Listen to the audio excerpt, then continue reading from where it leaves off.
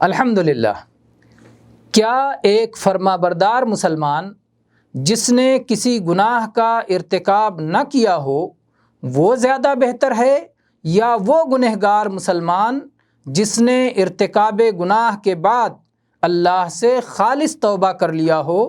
دونوں میں سے کس کا درجہ بڑا ہے اور کس کی فضیلت زیادہ ہے؟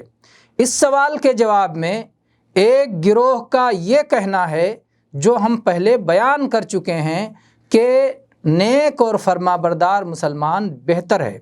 دوسرے گروہ کا یہ کہنا ہے کہ توبہ کرنے والا زیادہ بہتر ہے، اگرچہ انہیں اس بات سے انکار نہیں ہے کہ اس فرما بردار کے پاس نیکیاں زیادہ ہوں گی جو گناہوں سے محفوظ ہے۔ ان کے دلائل اس طرح ہیں۔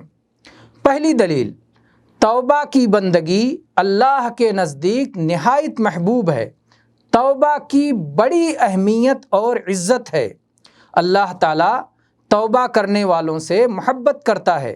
اگر توبہ اللہ تعالیٰ کو دوسری چیزوں سے زیادہ محبوب نہ ہوتی تو اللہ تعالیٰ اپنی انتہائی معزز و مکرم مخلوق کو گناہ میں مبتلا نہ کرتا۔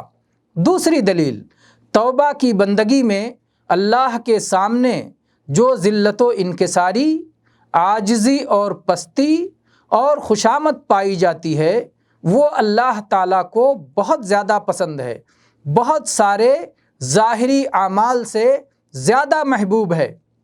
اگرچہ وہ اعمال اپنی کمیت اور مقدار میں توبہ کی عبودیت سے بڑھے ہوئے ہیں، لیکن یاد رہے کہ ذلت و انکساری عبودیت و بندگی کی روح، اس کا مغز اور اس کا حقیقی جوہر ہے۔ اس کی وضاحت اگلی دلیل سے ہوگی۔ تیسری دلیل، ایک توبہ کرنے والے کو ذلت و انکساری کے جو مقامات حاصل ہوتے ہیں وہ دوسروں کے مقابلے میں زیادہ باکمال ہوتے ہیں۔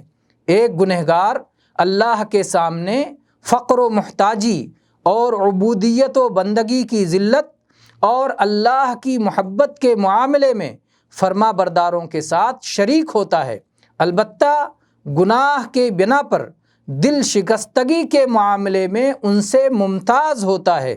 ایک اسرائیلی روایت میں ہے، اے اللہ تو کہاں ملے گا؟